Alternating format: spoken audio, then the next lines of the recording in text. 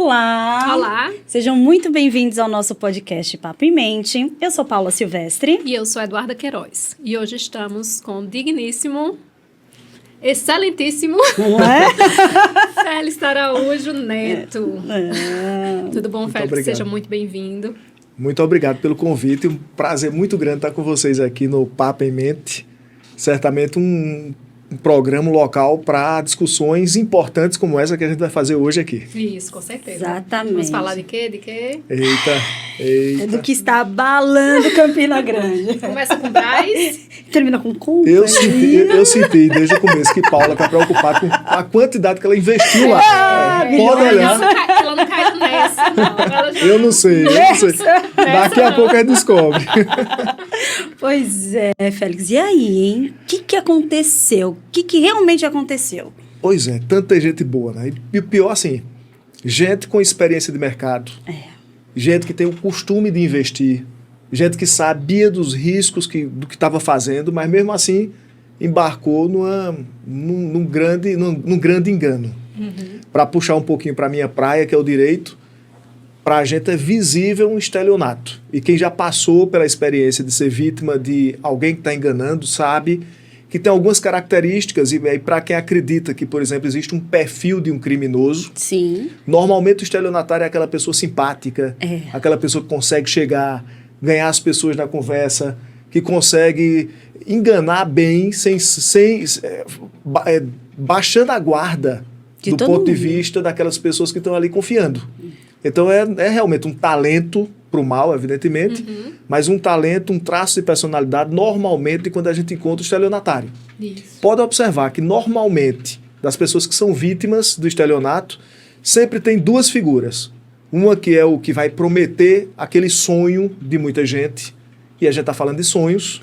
Gente que colocou dinheiro ali com o sonho de ter sua independência financeira, de ter sua tranquilidade financeira, por isso que entregou tanto. E, por outro lado, alguns instrumentos de desarme. E quais são os instrumentos de desarme? Um broker, que você confia, que você conhece.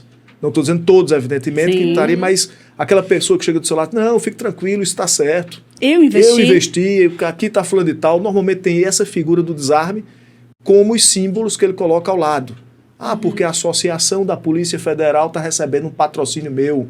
Porque eu jogo futebol com A, B ou C, que é um atleta de renome, porque o publicitário X fez aqui e tal, que são pessoas que você diz, poxa, essas pessoas não entrariam numa roubada.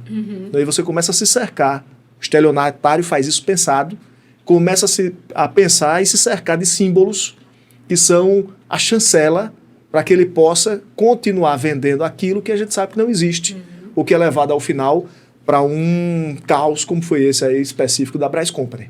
É um Dom Juan. É um Dom Juan. Inclusive, existe o estelionato amoroso. Sim. E você sabe que quase que eu caía nessa história Mentira. da Braz Company. Eita, você, olha só. Em dezembro. Nossa. Só para dar o dinheiro para Toinho fugir. Ir embora, gastar meu dinheiro lá em Dubai. Graças você teve lá, nem achou, né? Estive lá, mas não achei ele. Fui à busca dele. Mas você procurou ele dentro das malas de pele de crocodilo? Não, procurei não. Então, por isso. Mas olha só que interessante, né? Pelo perfil, por tudo que ele se cerca e tal, você falou, quase que eu investi, quase que eu caí. Mas aí você diz, por que uma pessoa experiente, por exemplo, como eu, ainda em determinado momento me balancei. Você falou em estelionato, que existe o Dom Juan, e eu atuava, o nosso escritório, na verdade, comigo há um impedimento, porque estou nessa questão de Campina Grande da secretaria, temporariamente. Então tem um impedimento legal para que diretamente eu faça, mas nosso escritório cuidando de uma causa de uma pessoa que se apaixonou por outra. Olha a história. E nessa mesma linha do estelionato, se apaixonou num momento de fragilidade. Resultado é que essa outra pessoa convence, prometendo casamento, etc., convence outra a colocar todo o dinheiro que tinha na Braz Company. Meu Deus. E quando isso acontece, o resultado é que o relacionamento acaba. E essa pessoa colocou no nome dele e se beneficiando dos rendimentos e olhou para ele, não se preocupe que eu devolvo seu dinheiro daqui a um ano, porque o contrato da Braz Company é de um ano. E aí é onde entra a gente nessa história. Até então, para mim, era uma grande farsa. Nunca acreditei pelos cálculos, os números, como é que isso pode e tal. Só começa 3 anos, 4 anos, uma empresa que continua pagando esses dividendos, Você começa a olhar, poxa, esse negócio não quebrou ainda. Pois é. Mesmo você intimamente tendo uma certa dúvida, mas você diz, será que em 6 meses quebra? Eu acho que não, porque tem São João que ele vai patrocinar ainda. Não, mas brincadeira à parte, o que acontece nesse outro caso aí é que a gente entra com a ação para bloquear os recursos dela que estava na Brás Company. E o resultado é que a gente começa a observar, todo mês certinho, na data correta, o rendimento naquela porcentagem anunciada. Mesmo sendo algo que visivelmente sempre há uma suspeita anterior, a gente tem uma suspeita, mas se cerca de tantas informações chanceladas e que você dá credibilidade, que de repente você mesmo que tinha ciência ou que imaginava que aquilo era uma farsa, você começa a olhar e dizer, poxa, deu certo. Mais um que eu estou vendo dar certo.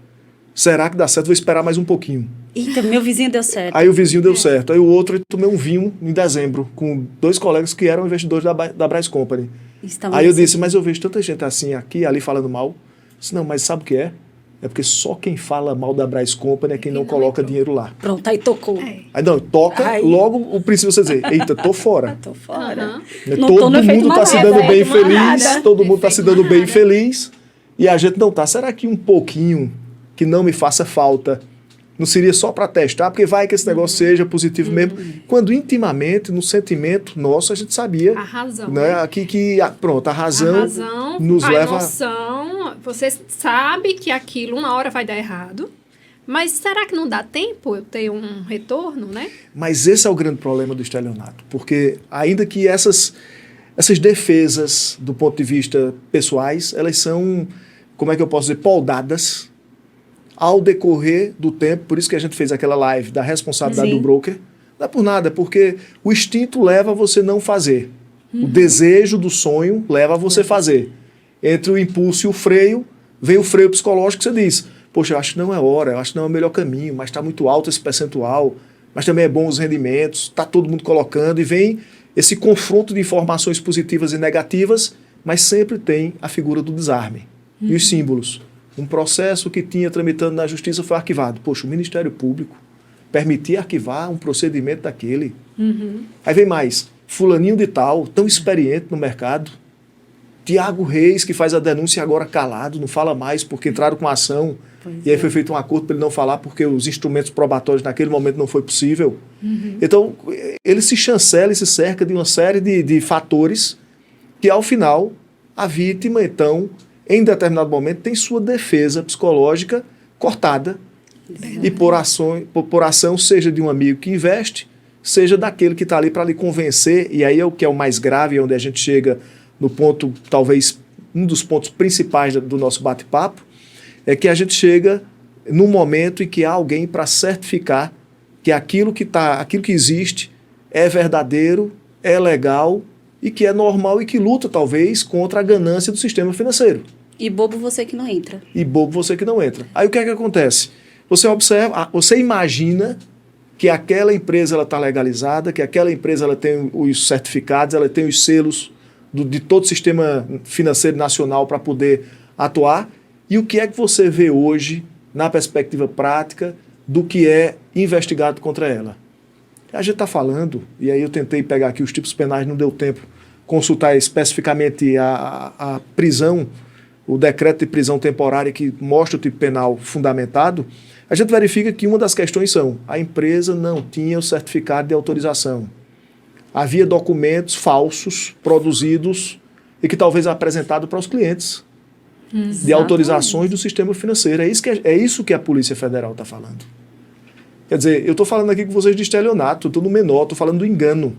Mas além do engano, a gente tem outras condutas mais graves, de falsificação, de não ter certificado para funcionamento dentro do que prometia, do investimento não ser Brás Company, ser CPF da proprietária.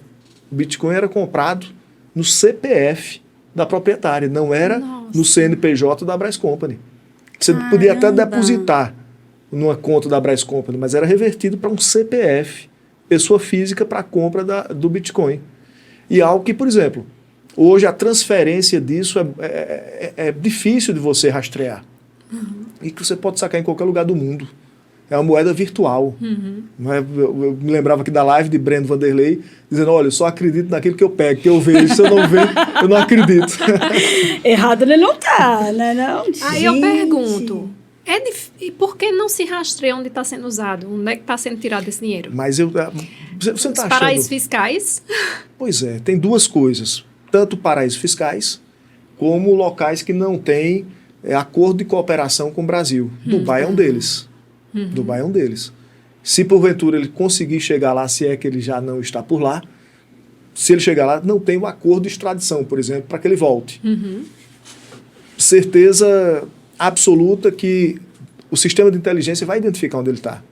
A questão não é a identificação. A questão é a efetividade de você conseguir trazê-lo para o Brasil para cumprir uma pena, primeiro, e segundo, rastrear o dinheiro e conseguir pegar o dinheiro e transferir para aquelas pessoas que precisam e aguardam. Eu acho que esse é o mais difícil, né? Que esse é o mais difícil. Praticamente impossível, né? Eu não diria impossível, porque a gente não sabe exatamente quanto a polícia já conseguiu aprender nessas ações prévias que já aconteceram. Sim. A gente não sabe quantificar com exatidão, porque corre, evidentemente, em sigilo. Se anunciou 42 milhões, depois uma outra que tinha uma conta com 15 milhões, depois anunciaram um barco, um iate, enfim, uma casa, carros. Então, existe um valor ali. O problema é, será que esse valor é o suficiente para devolver pelo menos a maioria das pessoas? Tem gente ali que investiu uma vida inteira. Celino, meu primo, que o diga. Então, ele aí é a base de medicamento, né? Tá. E conversei com ele, inclusive, essa semana, dizendo, Félix, eu comecei a me questionar, assim, inclusive, minha capacidade de ver a maldade do outro. Porque eu olhava como um grande negócio, eu olhava como uma coisa que estava dando certo. Eram 5 anos quando eu vi a associação do sei que lá, participando, artistas, enfim, observava como um negócio que estava dando certo, até determinado momento. E acreditei. E entrei com todas as economias da minha vida. Entrei ali na Braz Company e já recebendo rendimentos. Eu estava, inclusive, rejeitando até alguns trabalhos para ter qualidade de vida. Dizendo, não, chegava a pessoa tentando me contratar e eu dizendo, não vou porque estou cansado, é muito puxado minha atividade. Então, meio que selecionando. Então, quer dizer, imagina se entra outro profissional com o mesmo perfil do mercado de trabalho. O dano que seria, do ponto de vista pessoal, na perspectiva de trabalho, né? Que a gente sabe que a concorrência de trabalho é natural em qualquer profissão. E a gente vê que são vários públicos, né? Tem aquele que entrou com aquele dinheirinho que não vai fazer falta, né? Tem aquele que entrou que vai mexer com a sua vida. Tem o que entrou que vai faltar pão na mesa. Exatamente. E tem o que entrou que está devendo. Porque tem casos que fizeram empréstimos para ter esses rendimentos, né? Se você permitir, eu vou dar exemplo de 3 clientes que eu tenho. 3. Só para corroborar o que você está dizendo. Um que investiu em janeiro, ainda acreditando nas lives, naquela live. Naquela live. Não teve aquela live? Teve. Olho dos meus olhos. Ele olhou nos olhos, acreditou ali, ele olhou. Ele me disse, eu olhei nos olhos dele e vi que ele estava falando a verdade. Rindo com Meu respeito. Deus, com respeito, porque assim... rindo com respeito. Porque assim, antes que você continue, desculpa se estar chamando você, mas é porque eu te conheço faz tempo. Eu falei, tipo, professor Félix. Maria, se você me chamar de senhor, já cai no cabelo. Cai no cabelo na mesma hora. Eu esqueci, o que eu estava dizendo foi brincar. Foi brincar. Não, mas deixa eu dizer. É a questão de você... Esqueci de novo, vai. Continua. Faz parte, só para achar assim. Não, mas só para você... Só para você ter... Eita, esqueci agora. Olhou nos olhos. Brincadeira. Só pra brincar. Então, o que acontece? Dos clientes que eu tive, o último que investiu 55 mil, que disse, rapaz, eu olhei nos olhos dele, quando ele disse, olha nos meus olhos, que eu olhei, ele disse, a credibilidade sou eu, disse, pronto, esse homem não vai morrer nem tão cedo. Eu investi 55 mil em janeiro, mesmo com todo mundo desconfiado, mas eu acreditei nele. E colocou 55 mil reais. Aí, doutor, sabe o que é pior? É que esse dinheiro, eu tinha feito um empréstimo no banco X para abrir meu negócio, consegui essa parte do dinheiro, ia começar a comprar as minhas ferramentas que eu precisava, o dinheiro não dava todo, então eu pensei em colocar ali por 6 meses, que era o restinho do rendimento que eu tinha para pagar o empréstimo do banco ou comprar o que faltava. Ia decidir ainda. E não ia abrir deixei de abrir em fevereiro, como era meu planejamento, para abrir em setembro ou outubro, porque aí teria esses rendimentos que me ajudariam a poder, então, abrir meu negócio. Eu disse, mas, rapaz, e tu abrir isso no meio da confusão, todo mundo dizendo que o homem ia fugir, que a polícia... Não tinha polícia ainda, mas já tinha atraso. Já tinha atraso. Primeiro atraso. Desde o pior, dezembro, né? Aí vem a história, o pior, aí voltando para a história do broker. Claro que eu sei que tem muita gente boa ali, que acreditou também, que estava envolvido no sonho, estava feliz em trabalhar daquela forma, estava em busca do seu pão, do seu dia a dia. Mas como é que no meio de uma operação da Polícia Federal, a Polícia Federal, instituição séria, está dizendo que está desconfiado, que tem indícios de que aquilo não está funcionando conforme a lei? Como é que mesmo assim você pega vários brokers colocando propaganda na internet, dizendo que funciona, que acredita no sonho, foto do sujeito do lado de um carro, todo vestido de elitizado para mostrar sucesso, que é bem sucedido, braço cruzado e dizendo, ainda acredito no sonho? Dizendo isso em plena operação da Polícia Federal. Ele não sabia que tinha algo errado. Então, que brincadeira é essa que ninguém para dizer, eu não posso vender um produto se esse produto tá deficiente? Se a Polícia Federal está vindo para dizer que não. Deixa a polícia dizer, não, pode continuar, investigamos. Pode continuar, mas no meio de uma operação, então algumas pessoas em redes sociais se movimentarem no sentido de ir ainda em busca de novos clientes como esse que caiu, 55 mil investido em janeiro. Aí ele me disse a mesma coisa. Por quê, doutor? Deixa eu lhe dizer, tinha um broker que era meu amigo, pessoa de confiança, que também olhou para mim aquele desarme, sempre tem um desarme. Olhou para mim e disse, olha, eu estou lá dentro, estou vendo, isso vai ser resolvido, não se preocupe não. Pode investir, que eu estou dizendo a você que vai dar tudo certo. Aí agora, que está no meio da operação, aí broker nenhum tem responsabilidade. É complicado. Todo mundo que apalavrou tanto, convenceu, vendendo aquilo que não sabe o que estava vendendo, não tem responsabilidade nenhuma. Essa é a questão. Porque essas figuras são as figuras que terminam permitindo que você entre, porque desarma seu sexto sentido, seu freio psicológico, a sua razão. É um momento em que você vai diante de um sonho e que em alguns momentos você diz, mas rapaz, será que isso é sério? Querendo saber a verdade e chega alguém para chancelar o que não sabe, o que está chancelando, ou sabe, mas não quer dizer, porque está lucrando. E está ali tete a tete, né? Tete Está a pertinho tete. de você, lhe convencendo, e como você diz, um amigo. Desarmando. Um amigo. Exatamente. Gente, passada. Passada. Porque como ele tem outro, né? Você disse que tinha mais caso. Conta aí. Tem, mas só para complementar nessa história. E o que é que configura o estelionato? Por isso que eu Entrou por aí. entrei por aí. Existe um engano, uma fraude, alguma coisa que você se utiliza para enganar alguém, uma fraude. Tem que ter uma intenção. Eu fiz isso com vontade, com desejo de enganar alguém e ter uma vantagem devida. Sim. Em determinado momento, os brokers passaram a receber o salário com base no dinheiro daquele que pagava, e então aquele dinheiro era rateado para algumas pessoas. Então isso, para mim, é uma vantagem devida, começa a ser uma vantagem devida. No momento que a Braz Company começa a entrar em dificuldade, algumas pessoas, pelo menos estou dizendo que eu ouvi de algumas pessoas, que isso chegou a acontecer. Se é que isso aconteceu de fato, a gente está discutindo a possibilidade de um caminho, pelo menos de um horizonte para uma discussão no âmbito dessa perspectiva do estelionato. Eu entendo que sim, que é uma discussão possível por aí.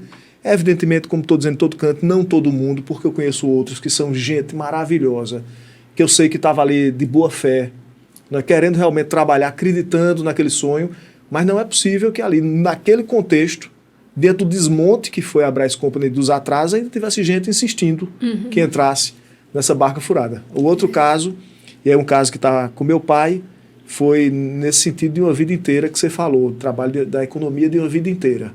Que a pessoa foi demitida de um emprego e, ao ser demitida, recebeu 23 mil reais de indenização, usou 1.000 e pouco para pagar umas contas que tinha, olhou para a família e disse, é bom porque agora eu vou pagar todas as minhas contas, não vou dever mais.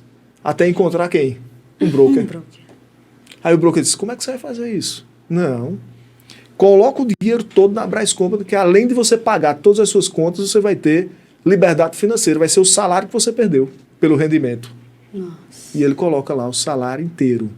E essa pessoa, ele era motorista, tinha um apartamentozinho, vendeu o apartamento depois, vendeu o carro também, passou a viver de aluguel, alugou um carro para andar, Botou tudo. e no final das contas agora teve que devolver o apartamento, voltou a morar na casa da família, teve que pagar aluguel, e hoje a família sustenta, tanto em casa como também a alimentação, enfim.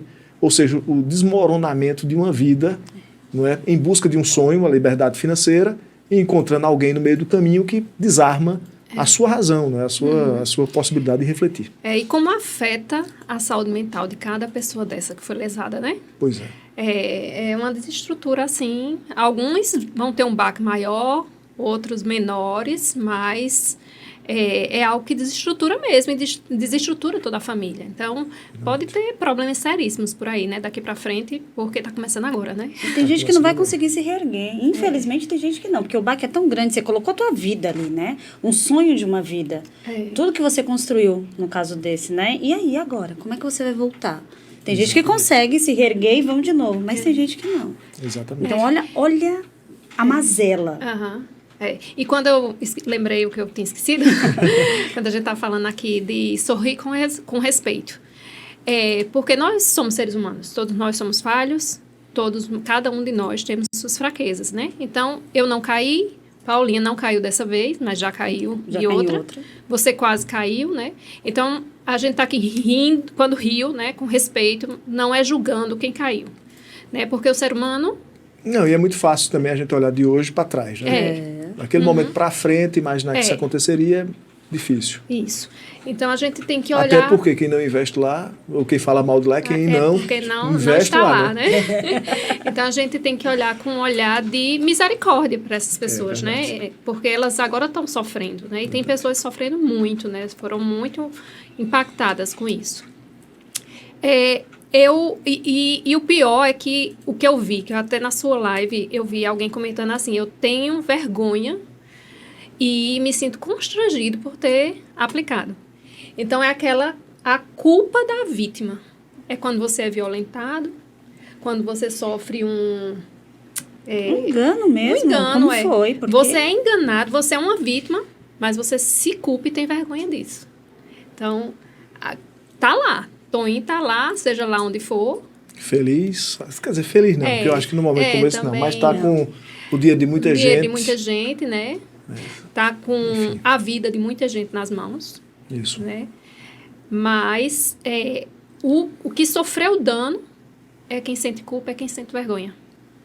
Exatamente. Então, é uma pirâmide, né, Félix? É uma pirâmide. Sem dúvida. E uma das formas, exatamente, de você de você punir pessoas que estão nesse contexto do sistema financeiro é análise se o pagamento dos dividendos ou do que seria o lucro de uma pessoa é pago com o dinheiro de outro.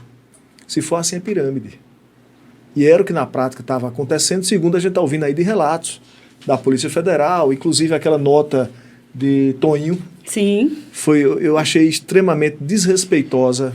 Aos investidores. Presente com a live de vocês, né? Foi no dia, na hora, né? Foi no dia. Na hora da live da gente. E assim, foi um desrespeito muito grande a quem acreditou nele. Porque por mais que ele diga, olha assim, não, fulaninho não tem nada a ver com isso, toda culpa é minha. Toda culpa é minha que está foragido, que está com dinheiro, quer dizer que ninguém sabia, para livrar a possibilidade, ou como se isso livrasse a responsabilidade tanto penal quanto civil daqueles que estavam ajudando nesse projeto. Porque o que há, na verdade, é uma cópia de outras instituições parecidas como essa, não é, em que houve um plano de fuga, que a pessoa conseguiu sair do Brasil com dinheiro das outras pessoas, através da moeda de Bitcoin, e de ir para um país onde não há tratado. E até hoje esse sujeito grava live de lá. Dizendo, olha, ainda estou aqui na luta para recuperar a tal empresa, esqueci o nome agora, tal empresa e vamos sair dessa, tal, mas há quantos anos ele está lá? Porque ele não vem aqui resolver, trazer o dinheiro das pessoas, devolver, e gravando live como se pudesse alimentar ainda um sonho, uma esperança, e ao mesmo tempo a polícia, sem as condições e ferramentas jurídicas de trazer para que venha para o Brasil cumprir sua pena. É o que vai acontecer, certamente, infelizmente, com o caso da Brás Company. Infelizmente, né? Infelizmente. Minha culpa, toda a culpa é minha, pode vir, mas não vem aqui, não dá cara a tapa. Não é tua culpa, vai ser preso. Cadê o dinheirinho? Cadê não sei o quê? Nada disso, né? Sumiu, detonando todo mundo. E, Félix, dicas. Você está lembrada? Sim. Só para a gente fazer uma comparação de um caso que a gente também atuou. Você lembra daquele estupro coletivo que teve na cidade de Queimadas? Sim. Nós atuamos naquele caso na assistência de acusação. Meu pai foi advogado naquele caso de assistência de acusação. No tribunal do júri, no dia, o principal pivô daquele estupro coletivo foi dado de presente ao irmão uma festa, e na festa de aniversário dele o presente era estuprar as meninas que estavam lá. Inclusive, algumas delas estavam com o namorado. O namorado foi preso no banheiro e ela foi estuprada na sala, junto com as demais. E essas pessoas saíram da casa, voltaram de máscaras e encenaram como se fosse um assalto. E houve então esse estupro coletivo e todo o desfecho que a gente já sabe. Quando em um determinado momento uma delas consegue tirar a máscara de um e reconhece. Mas você fazendo isso comigo, e esse momento foi o momento que ela assinou a sentença de morte dela. Né? Porque aí descobriu quem era que estava por trás daquela máscara. Resultado disso é que no dia do tribunal do júri, esse pivô, o pior que teve, o que foi condenado a 100 e tantos anos no final, ele então nega tudo, né? Não tinha nada a ver, e a outra figura que estava sendo processada, um dos estupradores, ele então se dirige ao juiz: doutor juiz, eu queria dizer ao senhor que ninguém aqui tem culpa, que fulaninho não tem culpa, foi tudo eu. Eu que planejei, eu que estuprei, eu que participei, e fulaninho de tal, esse o pivô, não teria culpa nenhuma. Parece muito, né? Quando você tem alguém encurralado, então vamos montar entre nós aqui uma história para você não ter culpa e fulano de tal tem. Quer dizer, somente um tem e broker nenhum tem culpa. Nenhum. Todos tudo bem, um exagero, né? Mas nenhum tem culpa, será mesmo? Não. Ganhando dinheiro, vivendo uma vida de luxo, ganhando porcentagens altíssimas. Enfim, eu acho que isso tem que ser investigado. Eu vou dizer mais uma coisa. Caso, você sabe o que eu acho? Eu acho que a Polícia Federal está muito calada. E quando normalmente está assim, muito calada, pode esperar que essa investigação está em andamento de uma forma muito aprofundada e com certeza a gente vai ter novidade depois. O que você está querendo dizer, deixa eu ver se eu estou entendendo seu raciocínio, é que alguns desses brokers que você está falando, como se fosse um grupo específico ou... Associação mesmo, associação mesmo criminosa. Deles, assim, que tinha mais privilégios do que outros. E eles ganhavam, quanto mais, tinha uma porcentagem maior do que aqueles. Então... Olha, um corretor de imóvel, para oferecer o imóvel, ele responde solidariamente se ele lhe oferecer um imóvel que não tem as condições de habitabilidade, enfim, a responsabilidade dele do que ele está vendendo. Se for, eu até brinquei na live, se fosse corretor de imóvel, eu já estava, coitado, respondendo ou preso aí. Não é? Agora, um corretor, entre aspas, desse tipo de transação, será que não tem responsabilidade nenhuma quando você olha alguns aspectos? Por exemplo, a perspectiva ética, você tem que ter a confiabilidade. Sim. Confiabilidade parte de uma ideia de honestidade. Depois, conhecimento do produto. Conhecimento de informações. Será que ninguém tem informação privilegiada? Somente Toninho e a esposa? Né? Tem mais, não somente isso, mas aí vem os outros elementos. Além da confiabilidade, além da informação, o produto que você entrega, será que você não observa dentro do mercado se é possível vender daquela forma? Se tem elementos anteriores que possibilitam esse tipo de trabalho? Meu cunhado olhou para a gente em determinado momento e quando a gente começou a falar, talvez isso dê certo, talvez 5 anos, será que não? Tanta gente boa, começa, né, você a comparar. Ele deixa eu mostrar a você aqui alguns vídeos que hoje até está rolando na internet, mostrando que o dono da Braz Company já participou de outras pirâmides. Olha aí. Não sabia, já não. vendeu Não o produto, sabia, já vendeu o mesmo produto, se eu não me engano, Bitcoin também. Eu não lembro o que era, mas meu marido falou. Em João Pessoa, ele fazendo propaganda de um produto semelhante. Aí passou um tempo desaparecido e depois voltou. E depois voltou. E ele cresceu muito rápido, não foi? Demais. Foi assim, ó. E no Brasil, quando eu vi o cara tava lá no Senado, tava não sei aonde, e todo mundo caindo. Do nada. Do nada. Eu me pergunto, Félix. E aí, o que você acha? Como é que é permitido esse tipo de coisa ainda? Porque já teve, há uns anos atrás, já teve vários casos. Né? Pois é, e me parece que uma das coisas que ele fazia no Congresso Nacional era tentar legalizar um tipo de situação dessa que é questionada hoje pela própria Polícia Federal. Investigada, na verdade, pela Polícia Federal. E a gente vê, de qualquer forma, o cuidado que a Polícia Federal está tendo nessa investigação. Você não vê grande exposição, você não vê entrevistas recorrentes do presidente, do delegado-presidente de toda a operação. Ele poderia estar, até porque é um assunto, né, que chama muita atenção, que desperta a curiosidade das pessoas. Ele podia todo dia estar dando entrevista, olha, hoje conseguimos tal coisa, amanhã conseguimos. Você não vê nada disso, é um silêncio muito grande. Tanto do Ministério Público, como também da Polícia Federal, a gente vê, e isso é bom. Porque quando você tem isso, quer dizer que a investigação está sendo aprofundada, né? Inclusive para não se fazer injustiça também. E não dá munição para ele, né? E não dá munição. O grande problema é detectar, saber onde ele está hoje, né? Quer dizer, a gente não conseguir entender onde ele está hoje, quer dizer que anteriormente existia um plano de fuga. Tudo pensado. Com certeza. Que caracteriza o crime, né? No que você estava falando, estelionato. Gente do céu. Tô passada, assim. Quando você vai montando tudo, né? Porque a gente vê tal, mas quando você tem toda essa linha, você fala, meu Deus do céu, o cara não presta. Era um ladrão. Safado, sem e tem vergonha. indícios, né? Porque no começo eu lembro que tinha um valor mínimo. Se eu não me engano, era 30 mil para entrar. E depois, o ano passado, não sei, enfim. Meu marido que comenta muito sobre isso, eu não sei. Mas aí eu sei que já abriu para a partir de 5 mil. Quer dizer, diminuiu muito. Não, nessa festa que ele deu foi para 1.000. Ele fez uma mega festa em João Pessoa, todo mundo de branco. E também não era para todos os investidores, né? Era só para elite. E quem quisesse ir pagava R$500 para entrar e tal. Eu fiz, caramba! E aí a grande sacada, né, era que agora seria aberto para R$1.000 o investimento.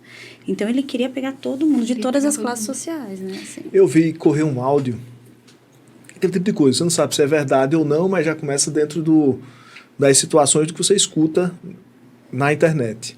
Ele fez uma festa maravilhosa, acho que em dezembro, em João Pessoa, festa caríssima, que tinha direito a lagosta, o champanhe da melhor qualidade, e foi coisa assim fora do comum se ver.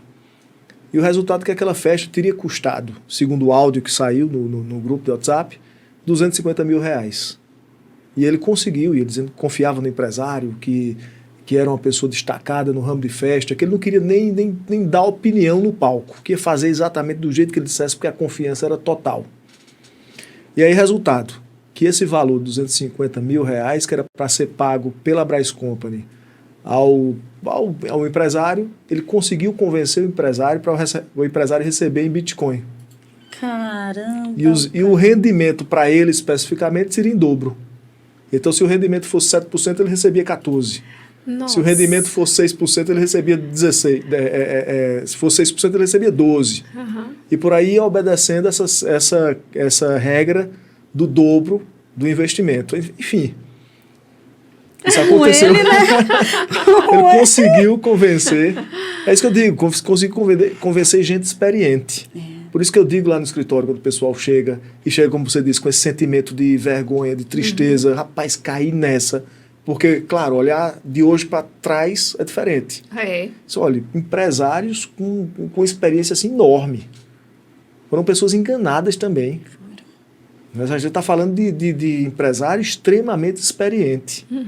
De gente que sabe a dificuldade do que é ralar para conseguir dinheiro, sabe como é difícil se fazer, desenvolver a sua atividade empresarial, e caiu também, como outras pessoas. Vocês estão lembrados, no dia que, eu me lembro isso no café da manhã, aí no início a gente balançado, bora fazer, não, e minha esposa pensando, e em determinado momento a gente vai para o café da manhã, já tinha começado a atrasar, e aí quando começa a atrasar, aí você já, eita, vou mais nada, atrasou, agora eu não vou mais não. Vamos ver se vai voltar? Vamos esperar um pouquinho mais, e aí, resultado, no café da manhã, fui conversar com meu cunhado que investiu na Braz Company, e ele me dizendo da alegria que era ser cliente da Braz Company. e vestido de um discurso não vou dizer fanatismo, porque ele é uma pessoa muito centrada, uma pessoa muito, muito correta também, assim, e ele, assim, acreditando na seriedade da Brás Company até então, mesmo com os atrasos. Disse, mas rapaz, tu não acha que com esses atrasos já é um sinal? Aí eles acho que não, isso aí é uma questão do aplicativo. Isso é uma questão que era o discurso colocado. É uma questão burocrática. Que travou, que é o aplicativo que agora só está liberando tanto, mas vai se resolver. Isso foi numa quinta-feira. Foi decorrer da semana, logo depois, alguns dias depois, veio aquela história de Lucas Veloso. Sim. Tá lembrado? Que Lucas vai, então, dar uma declaração, etc. Eu vi a declaração de Lucas, achei muito uma questão pessoal, de mágoa pessoal. Então foi o discurso na hora. Não, mas é isso porque não quis pagar o filme, não, porque tal coisa. Como resposta a Lucas, aí vem um problema. As chancelas, o que vem a quebrar. Uma maratona de artistas, comunicadores, atletas, dando entrevista ou mandando vídeo para Toninho, para Antônio Ais, não é isso?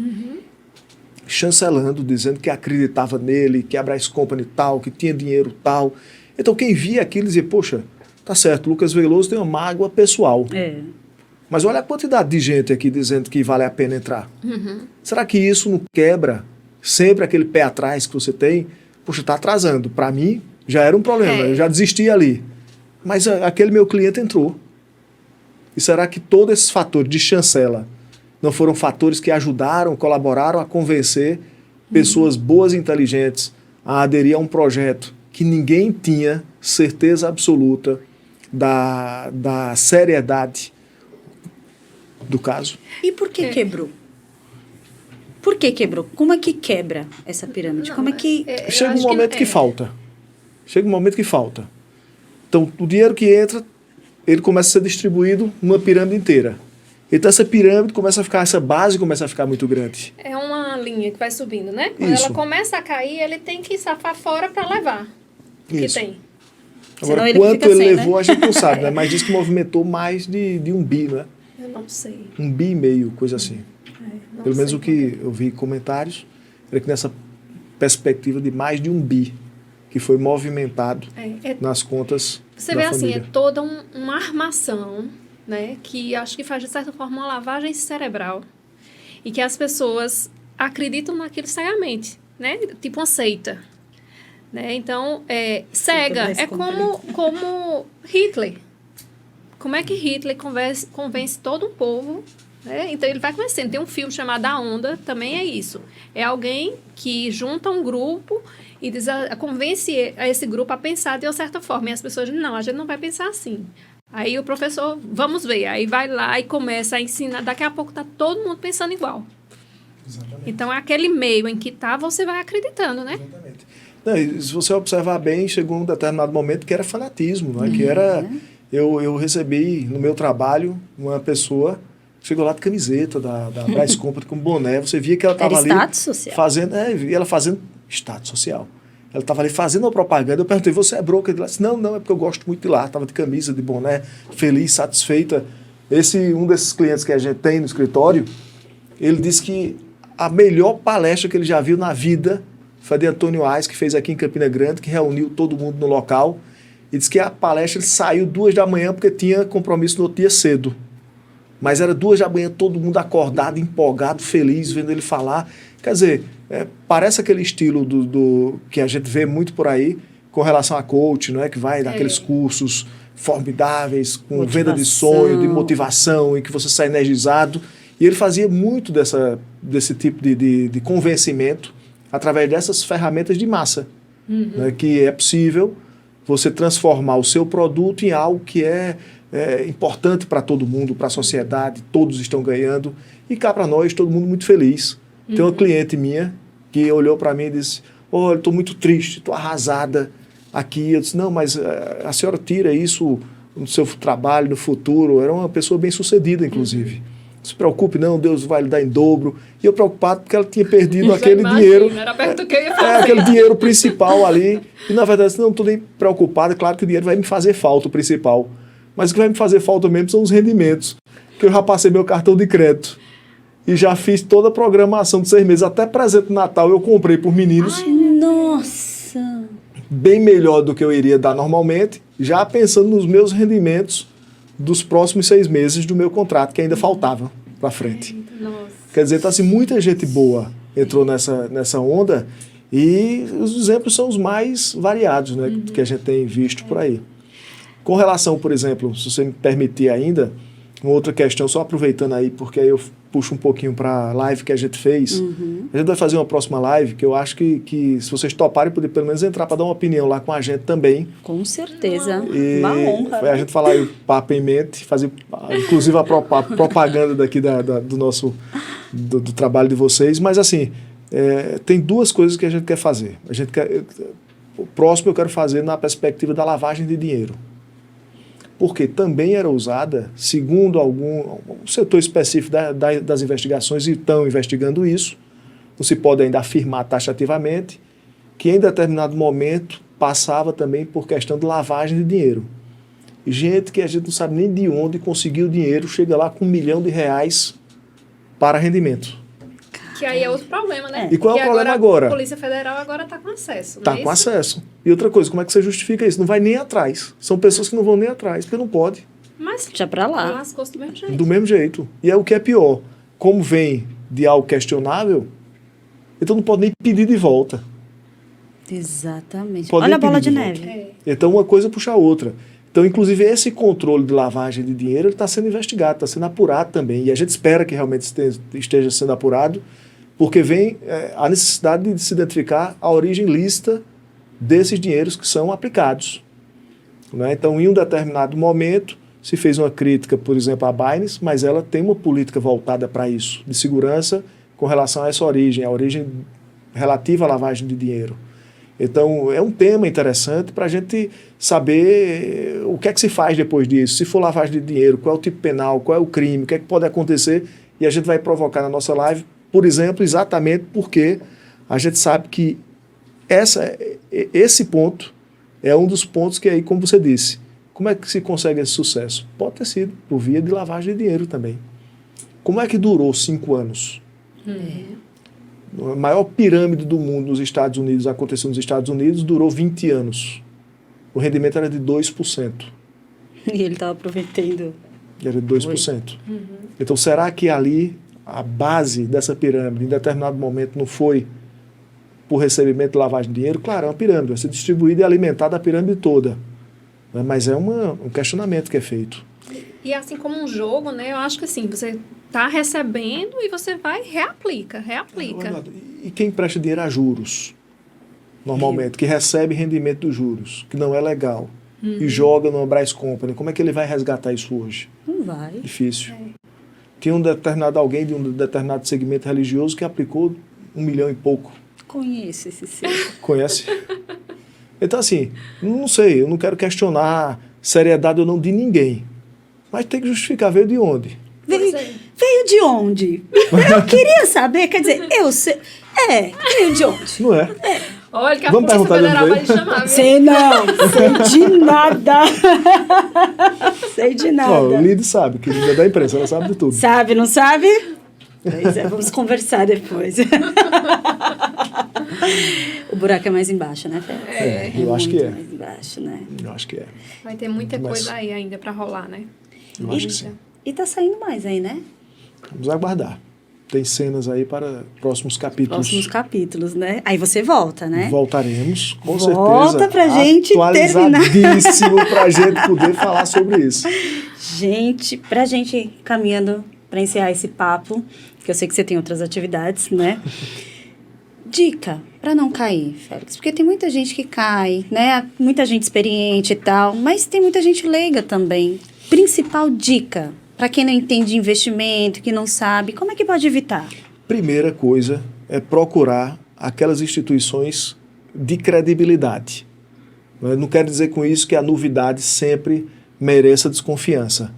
Mas é preciso, para quem vai, por exemplo, como a gente viu, gente vai apostar rendimentos de uma vida inteira, é procurar o que funciona e tem funcionado historicamente no mercado. Ora, as instituições históricas no mercado podem falhar. Imagina uma novidade. Né? Imagina uma novidade, mas é uma novidade competindo com o próprio sistema financeiro. Então, assim, qual a segurança que isso dava? Então, qual o tipo de seguro que tem, caso meu investimento aí tem algum problema, meu investimento eu teria em torno dele um seguro, algo que pudesse proteger aquilo que eu estou investindo, que é meu suor de uma vida inteira, né? Então, tem que se levantar isso. Qual o tipo de seguro?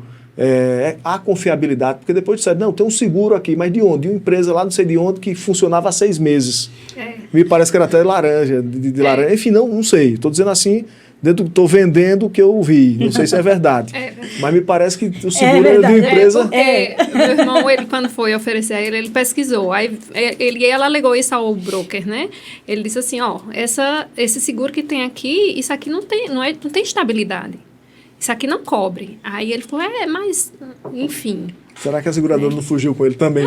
Se duvidar, tá lá, estão tudo lá. Mas, enfim, assim, isso aí seria na parte de dicas. Agora, se você disser, fui lesado, o que é que eu vou fazer? Era a próxima pergunta. Assim, tem que procurar, na minha opinião, tem que procurar um advogado da sua confiança também. Não adianta procurar, porque aquele advogado está na internet falando bonito, cuidado também. Procura um advogado da confiança, que possa dar uma boa orientação jurídica. Tem uma questão complicada, uma é o pagamento de custas, que é muito alto a custa do judiciário, né? Me parece na casa de 8%, tem que dar uma olhadinha, parece Brás Company, né? Olha aí. Mas assim, é normal, isso faz parte da justiça, o pagamento de custas judiciais.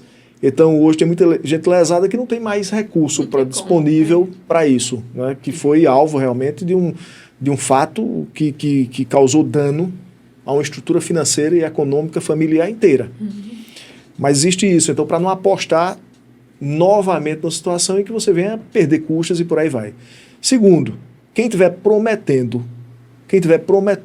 olha, eu sou um advogado milagroso, pode entrar comigo que eu vou conseguir, desconfie. Fuja. Brás Company aí, cheira Brás Company. Porque a gente não sabe hoje o que é que propriamente foi conseguido capturar. Né? Ainda está em processo de sigilo a investigação. Claro que há tentativas de tudo quanto é lado, Ministério Público Federal, Ministério Público Consumidor, Delegacia de Polícia, está todo mundo trabalhando na tentativa. Agora, por que é interessante entrar? Porque a gente não sabe ainda qual vai ser, dentro daquilo que vier a ser pego pela Justiça, como é que vai ser distribuído. Critério, a gente não sabe o critério qual vai ser ainda. Espero que todos recebam. Mas o critério pode ser, primeiro, sentença trabalhista. Quem trabalhou lá dignamente, honestamente, saiu de lá sem receber salário, entrou na Justiça do Trabalho, vai ter prioridade. Porque a lei protege o trabalhador de forma prioritária. Um segundo critério pode ser as decisões judiciais. Então, as pessoas que entraram na Justiça. Por isso que a gente vê tantas ações. Hoje a gente tem mais de 1.000 ações tramitando na Justiça. Na primeira live que eu fiz, a anterior, a gente consultou o sistema, tinha cento e poucas, alguns dias antes, 100 e poucas ações. No dia da live já eram 288 ações. Na semana seguinte, já eram mais de 1.000 ações. E o valor dessas ações tramitando. No total? Então, assim, quem tem um valor de aproximadamente 40 salários mínimos não pagaria custas. Essas pessoas seriam beneficiadas pelos juizados especiais, que aí seria uma possibilidade de ingressar sem ter que pagar custas judiciais. O grande problema é para aquelas pessoas que apostaram mais. Tem até gente, para não pagar custas, quando vai para o cálculo, abdica daquilo que é acima de 40 salários mínimos para poder não pagar custas, né? Agora, quem, por exemplo, investiu 100 mil, não vale a pena abdicar para receber apenas os 40 salários mínimos. Ao mesmo tempo, é um risco, é uma tentativa. Pior é não fazer. Né? Então, o aconselhamento seria esse. Procure um profissional que seja da sua confiança, que tenha experiência também na área especificamente. Né? Tem muita gente, nesse momento, se movimentando, mas que não é profissional daquela área, daquele setor. É como médico. Que seria então, que área? Meu médico, que é seu marido, na parte de olho, é ele quem vai cuidar. Ele e o doutor Maurício, os dois vão cuidar disso aí. Mas se for coração é outro, porque ele vai me indicar um profissional daquele especificamente. E hoje essa discussão tem que ser no âmbito civil. No âmbito criminal, o que é que seria? As representações criminais que podem ser feitas.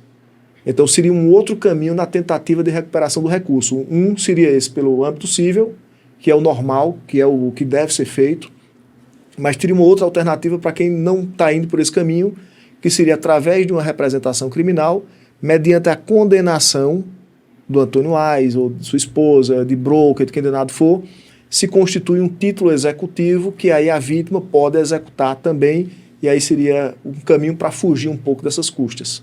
Então a gente tem esses dois caminhos que são alternativos, são possíveis, não é? Mas o grande lance é o profissional de confiança com experiência, que tem que ser aquele que o coração de cada um vai poder escolher dentro da perspectiva do que confia ou não confia, né? Depois de tanta enganação. Né? Pelo menos isso, né? Pelo menos isso. Félix, muito obrigada. Foi, assim, esclarecedor. Foi, né? Principalmente para mim. Para mim foi e muito ainda esclarecedor. faltava um assunto. Diga. Que era o da prisão. Que os requisitos da prisão. Porque tem muita gente que não sabe a diferença. Porque ele foi preso, depois foi preso de novo. Muita gente ficou. Como é que é isso? Ele não tinha um decreto de prisão contra eles, por isso que eles fugiram primeiro? Isso. Foi. Aí depois saiu outro decreto de prisão. Como é que é isso? Então, no direito, nós temos dois tipos de prisão. Tem a prisão que é chamada de prisão penal. Sim. A prisão penal é aquela prisão depois de uma condenação. Então, foi condenado, foi preso, beleza, prisão para lá. E tem a prisão processual. Na prisão processual nós temos três formas. Ou a prisão em flagrante, está cometendo o crime, acabou de cometer, ou teve uma perseguição, prendeu o cara na hora do crime, logo após o crime, ou logo depois do crime o sujeito é encontrado com papel, objeto, instrumento, camisa ensanguentada, arma do crime e é preso. Isso aí seria o flagrante. Ou nós temos a prisão temporária e preventiva. Foi o que aconteceu com eles. Primeiro uma prisão temporária que tem dia certo para começar e terminar. E depois o juiz viu a possibilidade de quando ele não se apresentou. Então isso gerou a possibilidade de um decreto de prisão preventiva. Como é a prisão preventiva? Tem requisitos próprios, tem que ter, aí vem a história, indícios suficientes de autoria, quer dizer, já tem elementos nos autos que apontam que verdadeiramente aquilo ele era o autor de um crime. Tem indícios nos autos, ou melhor, tem elementos suficientes nos autos que mostram que o crime existiu. Hoje, se você disser como é que está o processo penal dele, seria paciente na UTI. Pode reverter, talvez, provar a inocência dele, mas seria um paciente na UTI. Porque já tem dois elementos ali nos autos. Quais são? Tem indícios suficientes de que ele é o autor e já tem certeza de que existe um crime. Então, se ele aparece, mostra que não foi, consegue convencer, parabéns, é uma opção. Mas a preço de hoje não é isso que se desenha nos autos, quando você tem o decreto de prisão preventiva. Além desses dois elementos, tem que ter pelo menos um de 4 elementos. Aí vem, garantia da ordem pública, o que é isso? Ele solto vai continuar cometendo crimes. Aí vem a história do broker. Ele solto, será que ele ia continuar fazendo contratos? No meio de uma operação da Polícia Federal, tinha broker dizendo, venha que aqui é de credibilidade. Com a Polícia Federal bloqueando conta e o cara dizendo, não, mas vamos sair dessa, o sonho não morreu. Aí vem garantia contra a ordem econômica, que foi o que aconteceu, contra o sistema econômico. Pode ser também ainda uma prisão, aí o fundamento. Ele solto, ele vai amedrontar testemunha? Acho que não. Mas ele vai destruir provas? Não sei. Se tiver um elemento concreto, também é possível decretar a prisão preventiva dele. E aí eu estava tentando encontrar aqui a prisão dele para a gente fazer o comentário. A última possibilidade seria para efetivar a aplicação da lei penal. E o que é isso, efetivar a aplicação da lei penal? Quer dizer, ele solto, ele pode fugir. Então ele teve o decreto de prisão temporária e ele mesmo deu à justiça a autorização de decretar a prisão preventiva que não tem prazo para acabar. Enquanto durar o processo, ele pode ficar preso. Ele agora é fugitivo. Ele agora é foragido, fugitivo da justiça. Então, você pode dizer, depois do inquérito, se ele continuar desaparecido, acaba a prisão dele, não tem advogado do mundo que consiga. Se o fundamento foi esse. Porque se o fundamento for a fuga, a possibilidade de reversão dessa prisão é se ele se apresentar espontaneamente. O que me parece que não está para acontecer. Não é? E, claro, e analisar os outros elementos, né, com garantia da ordem pública, conveniência, mas um deles, que é efetivar a aplicação da lei penal, ele mesmo provocou a própria prisão. Caramba. Que é um Ele dos é a elementos. mulher, né? Ele é a esposa, evidentemente. Né? Aí eu penso, e esses filhos? Coitado desses filhos, pois é. Porque é uma mancha para a vida inteira, né? A vida inteira. Tenho muita pena porque ninguém merece, né? Não, Assim, eles não têm culpa, o né? culpado são eles dois, tanto é que assim, Tem um princípio no direito penal que você não pode transmitir a culpa para além do culpado.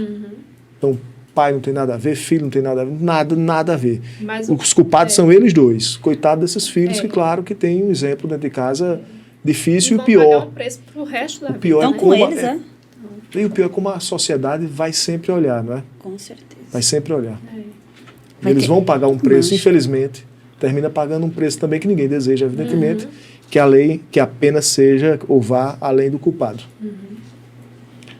Quanta informação. Acho que é isso aí. Caramba, foi Riquíssimo. sensacional. Sensacional. Muito obrigada, né, por todo esse esclarecimento, obrigado por também. essa discussão, que com certeza, né, vai levar para muita gente. A gente não... Aqui é só um pouquinho, né, de tudo que está acontecendo, mas ele volta. Volta com informações quentíssimas depois da nossa. O desfecho desse Vamos caso voltar no todinho. desfecho, logo, combinar outra leva de informação, né, não? Com certeza. Deixa sair mais novidades aí, né? Que a gente Retoma. atualiza. Retoma. Muito obrigada, Muito viu? obrigado Obrigada. também pelo convite, muito feliz. Obrigado mesmo. Nós também. Um prazer, viu? Todo meu. Prazer imenso, não é? Esse foi o nosso podcast de hoje. Então, nos sigam nas redes sociais, no YouTube, no Instagram, no Deezer, no Spotify. Ativa o sininho. Compartilha. Críticas, dúvidas, sugestões, estamos abertas para tudo, não é? Porque a gente é Simbora. diferente. Mas o papo é em mente. É isso aí. Tchau, tchau. Tchau, tchau.